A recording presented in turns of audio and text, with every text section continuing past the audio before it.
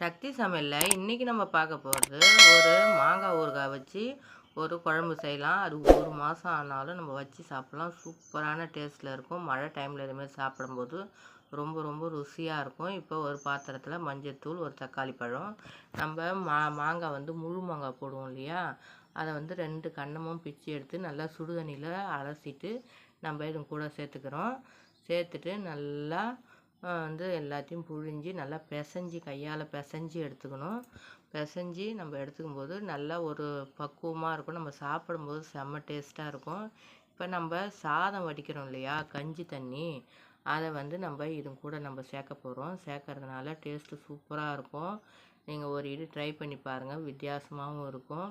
மழை டைமில் இதேமாரி செஞ்சு சாப்பிடும்போது நம்மளுக்கு சூடாக நீங்கள் சாப்பிட்டு பாருப்பங்க. புளிப்பும் சுவையும் காரமும் அப்படியே செம்ம சூப்பராக இருக்கும். நீங்கள் 2 தட்டு சாதம் கூட சாப்பிட்டுக்கிட்டே இருப்பீங்க.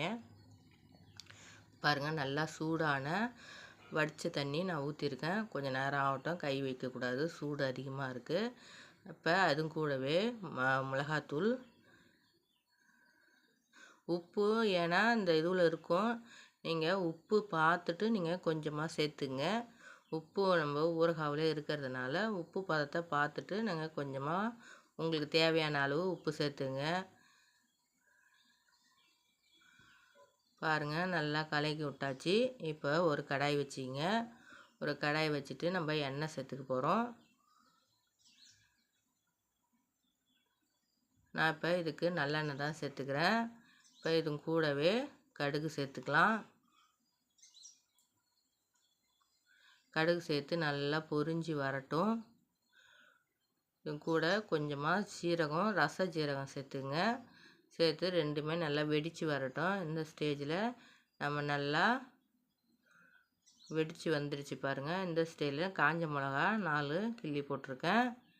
அது கூடவே தட்டி வச்ச பூண்டு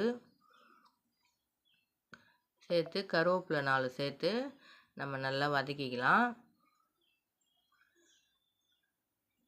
நல்லா வதக்கி விட்டுடுங்க.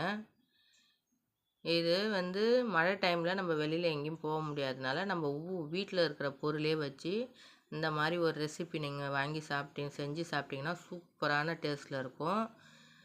செலவும் இதுக்கு ஒன்றுமே இல்லை, சிம்பிளான டிஷ் தான் இது. இப்போ பாருங்கள், அவ்வளோதான். வெங்காயம்லாம் இதுக்கு சேர்க்கக்கூடாது. இப்போ இந்த குழம்பு வந்து நம்ம வானலில் சேர்த்து நல்லா கொதிக்க விட்டு எடுத்தால் சூப்பரான சுவையான ஊறுகாய் குழம்பு ரெடி ஆகிடும். நீங்கள் இதில் வெங்காயம் போடாதனால டேஸ்ட்டு சூப்பராகவும் இருக்கும். வந்து கொஞ்சம் நாள் வச்சு நம்ம சாப்பிட்லாம், நல்லாயிருக்கும். நீங்கள் ஒரு இது ட்ரை பண்ணி பார்த்துட்டு கமெண்ட் பண்ணுங்கள், சப்ஸ்கிரைப் பண்ணுங்கள், பக்கத்தில் உள்ள பெல் ஐக்கானையும் டச் பண்ணுங்கள், உங்கள் ஃப்ரெண்ட்ஸ்க்கு எல்லாருக்கும் ஷேர் பண்ணுங்கள். இது கூட கொஞ்சமாக பெருங்காயத்தூள் சேர்த்து நல்லா கொதிக்க வச்ச வேண்டியதான்.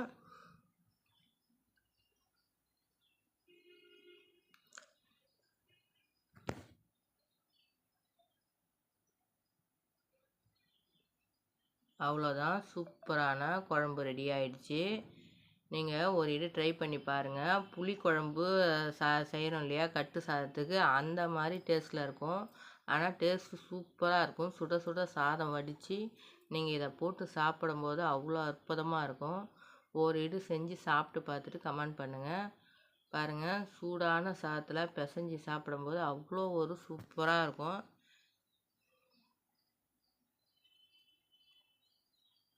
அவ்வளோதான், சூப்பரான சுவையான ஊறுகாய் குழம்பு சூப்பராக ரெடி ஆகிடுச்சு. நீங்களும் உங்கள் வீட்டில் செஞ்சு பார்த்துட்டு கமெண்ட்